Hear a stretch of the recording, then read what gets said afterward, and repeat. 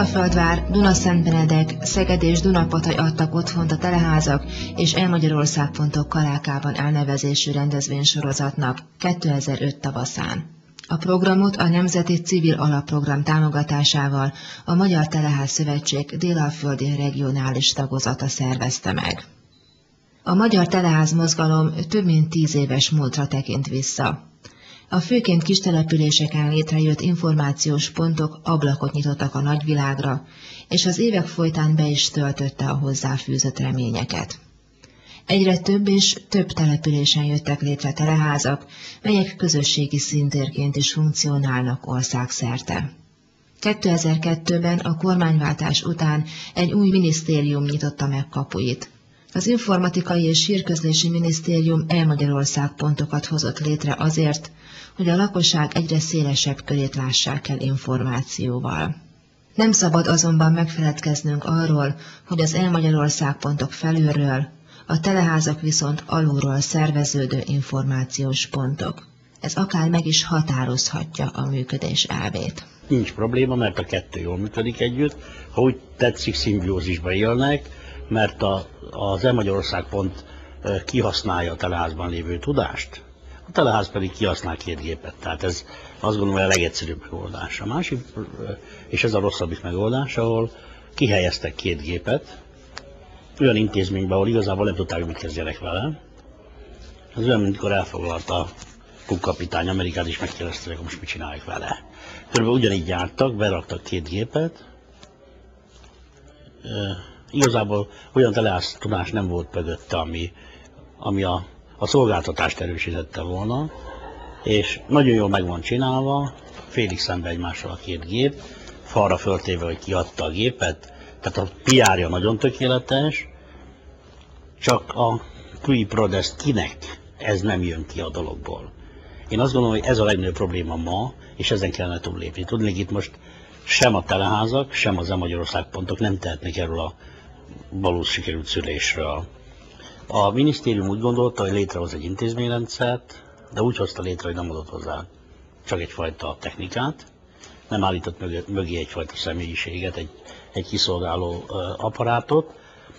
A teleházakkal pedig úgy volt, hogy igazából nem az övé, félt, hogy nem tud betelepedni, és most csak utalni szeretnék úgy egy kicsit zárójelbe, hogy a teleház mozgalom az, amit igazából a politika nem tudott még megfogni, próbálkozások voltak rá, és úgy gondolom, hogy a jövőben se tudja, mert civil alapon szerveződött. És ez a civil kurázsi nem igazán tűrés nem engedi, hogy ha úgy tetszik, gyarmatosítsák.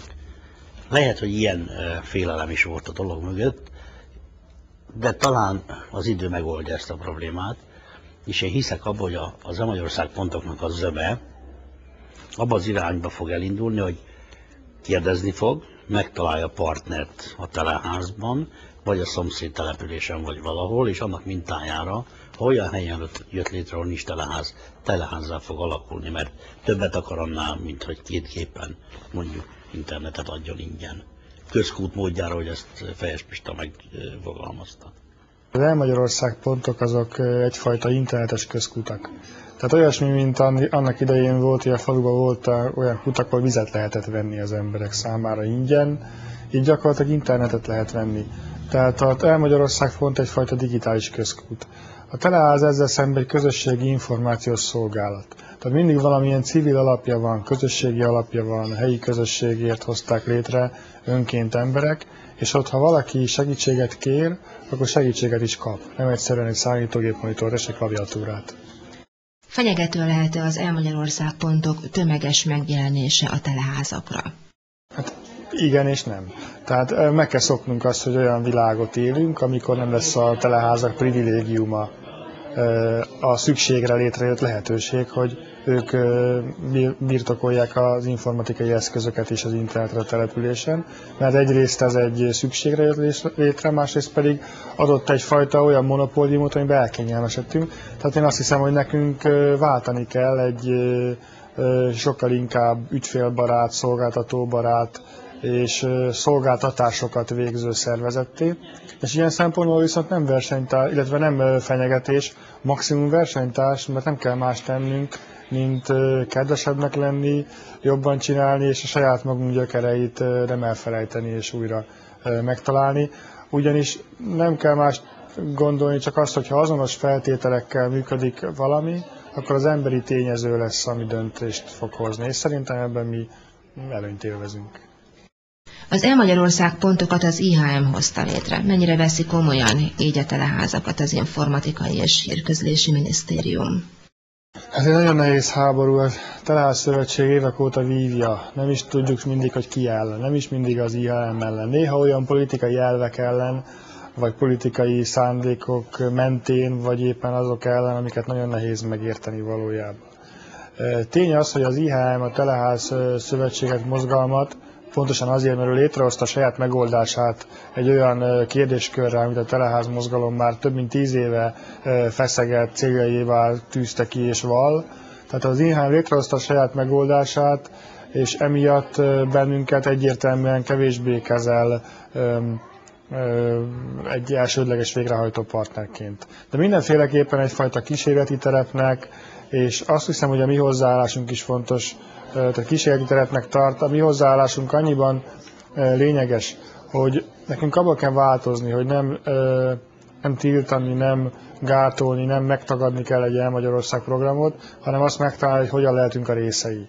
Az E-Magyarország program nem csak az E-Magyarország pontokról szól. Az E-Magyarország program a digitális esélyegyenlőségről szól. Erről szól a Teleház mozgalom is. Mi a probléma? Tehát ugyanazt akarjuk mind a ketten, itt egyszerűen személyek, emberek között kell megtalálni a kapcsokat, és olyan fajta közös programot indítani, amiben viszont egyértelműen az IHM-nél van a labda, mert mi tudunk adni projekteket, mi tudunk adni ötleteket, mi tudunk adni előremutató dolgokat, viszont a Teleház Szövetség, civil mozgalom, és pénzt nyomtatni nem tudunk az ötleteinkhez. Én valamikor a népföld társadalmában a 70-es években az ábrándozók országos szakmai tagozatát vezettem. Azért voltunk ábrándozók, mert hittünk a nyitottságban, a nyilvánosságban és a közösségek erejében. Ez 70-ben volt, ma 2005-öt írunk. Én azt gondolom, hogy két dolog történhet. Vagy elsorvadnak, úgy, mint E-Magyarország pontok. Mert egyszerűen az a két gép még egy évet élés után hadd ne beszéljek a technikai fejlődésről, vagy integrálódnak. Miután a minisztérium úgy hozta őket létre, hogy nem csinál belőlük intézményt, így nem tud intézményesülni. Mert nem kapott sem fenntartási, sem személy költséget. Ezért kénytelen lesz. Rátestálták egy intézményre, vagy valakire. Hát most mondhattam volna, hogy a református egyháznak is van. Egy egyház nem fogadta, és ez egy nagy kérdés, hogy miért nem. Érdekes, például a katolikus egyház, ahol pontosan tudjuk, hogy ugye egy felülről szervezett és hierarchikusan szervezett intézményrendszer, mint katolikus egyház. Nagyon egyszerű lett volna mindenkinek azt mondani, hogy kérjetek két gépet, és a legkomolyabb intézményrendszer alakult volna ki azonnal. De mégse kértem, mert igazából lehet, mondhatta a félt, hogy ezt kell megcsinálni. Én pedig azt gondolom, hogy minden teleház mögött áll vagy egy civil szervezet, vagy egy félig legalizált intézményi fenntartás, ami önkormányzat, ezt azért valljuk be magunknak, hogy annak örülne minden teleházon mögött áll úgy az önkormányzat, hogy megadná a pénzt, és nem kérdezni meg, hogy miért így csinálod. Itt a baj az, amikor bele is szól abba, hogy csinálja szakmailag, ez most olyan hosszú vita, amiben nem tudok belemenni, nem is akarok, de mégis azt gondolom és azt hiszem, hogy az E-Magyarország pontoknak nincs más irányuk. Csak mondom, vagy a sorvadás, vagy a teleházzá fejlődés. Nem hiszek abban, hogy az állam vállalkozna arra, hogy létrehozott 7000 elérési pontot, és ebből 7000 intézményt csinálom. Ez egyszerűen nonsens. Fizikai lehetetlenség ma Magyarországon. Manapság igen gyakran halljuk a digitális szakadék kifejezést. Az Informatikai és Hírközlési Minisztérium az E-Magyarország pontok létrehozásával ezt a szakadékot szerette volna csökkenteni. A digitális szakadék nem csökkent. Lehetne ezt finomabban is fogalmazni, de megítélésem szerint ez a szakadék nem nőtt. És akkor ezzel talán a legpozitívabb oldalát fogom meg a dolognak. Azt látni kell, hogy ez a digitális szakadék, ez nagyon sok összetevőből tevődik össze. Nyilván területi összetevői is vannak. Elég, hogyha egy olyan térképre tekintünk, ahol mondjuk Magyarország keleti és nyugati régióit egymás mellé tesszük, szélessávú internet hozzáférés, a családokban, lakásokban levő internet tekintetében ez a különbség megvan. De tehát mondtam, hogy a szakadék nem nőtt legalábbis.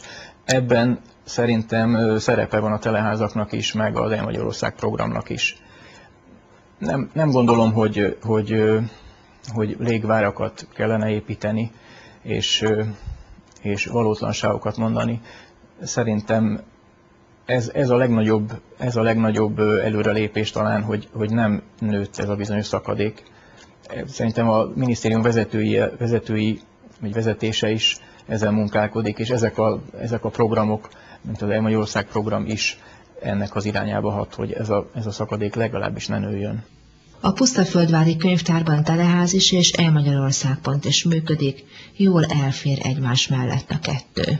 A Pusztaföldvári teleházat a Pusztaföldváriért kiemelten közhasznú egyesület hozta létre. Ez egy 42 fővel alakult egyesület, és 2003. februárjától működünk teleházként, és hát 2004. júniusától pedig E-Magyarország.pontként is, tehát ingyenes internetes szolgáltatásokat tudunk biztosítani.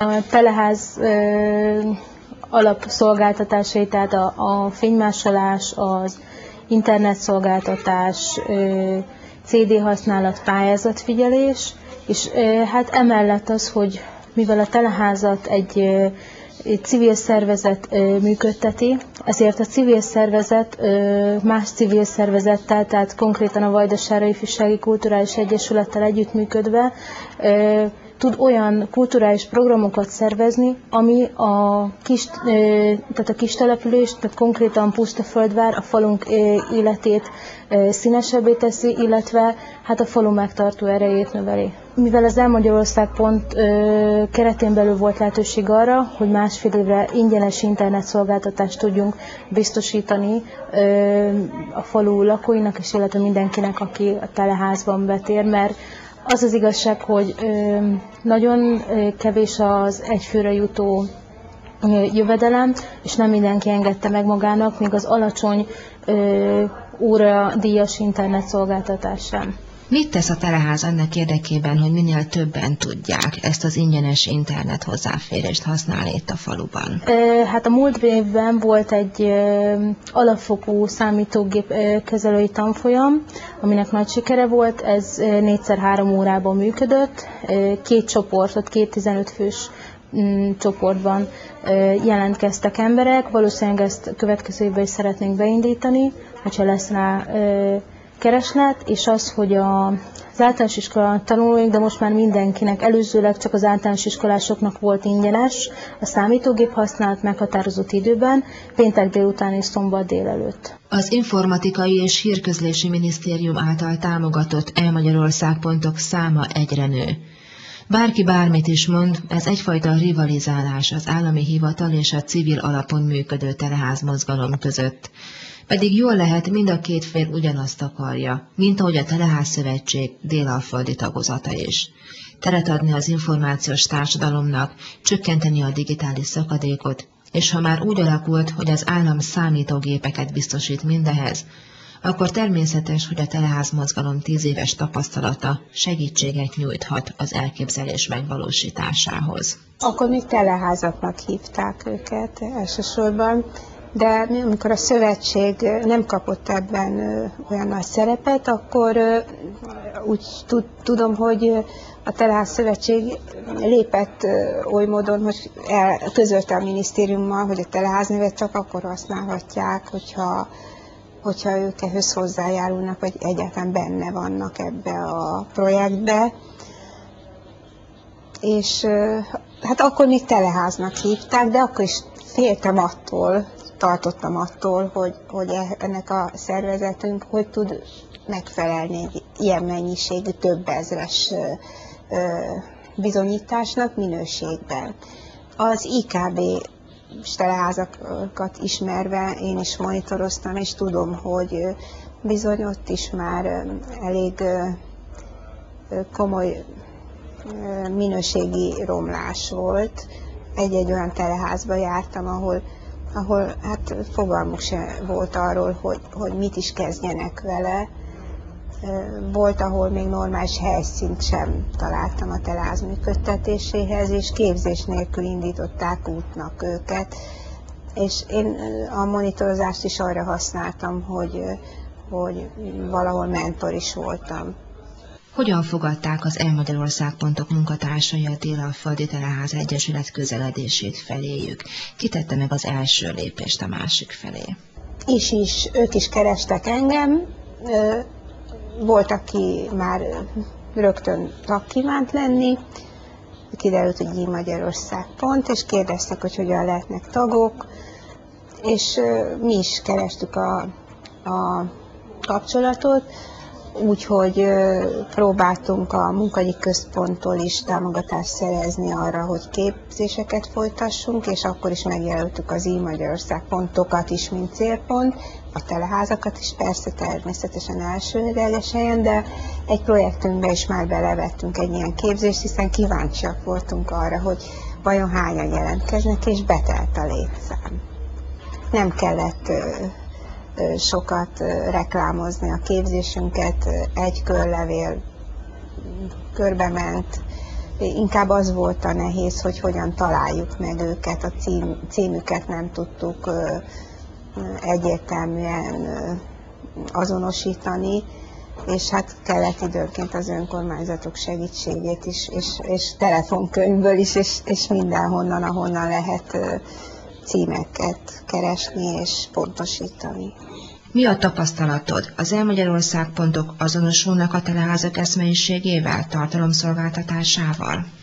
Ez is vegyes, van, aki csak internetkávézónak használja, és nem is nagyon célja továbbfejleszteni, de én sok helyen jártam, meg most a képzésünk során is tapasztaltuk, hogy nagyon sokan gyakorlatilag azt csinálják, amit mi néhányan, de pont azok, akik azt csinálják, amit mi, azok jelentkeztek a képzésre. Tehát azt hiszem, hogy a fennmaradó réteghez nehéz lesz eljutnunk. A 4 helyszínes programsorozat Dunapatajon kötetlen beszélgetéssel ért véget.